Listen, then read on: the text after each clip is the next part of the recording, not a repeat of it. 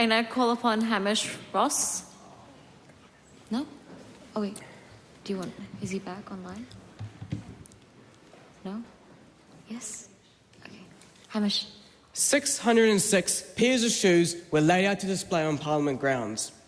This project in 2017 aimed to confront people with the reality of our mental health crisis in New Zealand and represented the lives we lost to suicide that year.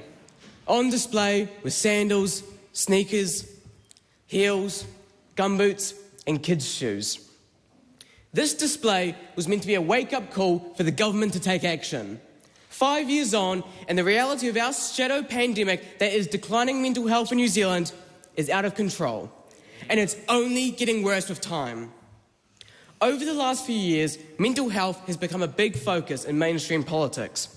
But as highlighted in the 9 general debate speeches in the last Youth Parliament, and many more this time round, we are devastatingly seeing the consequences of our broken mental health system in astronomical rates amongst our youth. The sad reality in New Zealand is that we all have a story. We are all affected by the broken mental health system. Personally, someone I care about deeply barely scraped through this system, and it was heartbreaking. But what's even worse is seeing the stories of those who don't make it through. We as a nation are growing numb to the rates in which our system is letting down New Zealanders. We all know that the youth suicide numbers are disproportionately high. But at this point, the conversation is no longer about the numbers on a piece of paper. Madam Speaker, we don't see the numbers. We see our friends, we see our siblings, we see our classmates. Madam Speaker, we see an empty pair of shoes that have been let down. This current government has brought specific focus to mental health in recent budgets. And although this funding should be celebrated, it is not used where it would be most effective. To put it bluntly, us youth don't have faith in the system anymore. We are encapsulated by horror stories of how our system deals with mental distress. When we are being told to have a cup of tea in an early night after reaching out to a suicide hotline, we aren't going to reach out again. We need to start by reinstalling confidence in our system.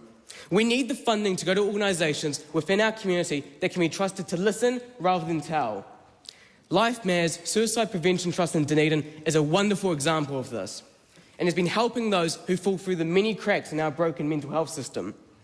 During the talk we had, they mentioned the immense benefits that come with government funding, including being able to operate their Hope Centre 24/7, which would be an alternative to the Emergency Health Department. We need to make sure that when people reach out, we're there to support them, not with a cup of tea, but with genuine mental health support. I believe together we can and must work towards better mental health outcomes in our community, because frankly, I no longer wish to see the empty shoes of my friends anymore. Thank you.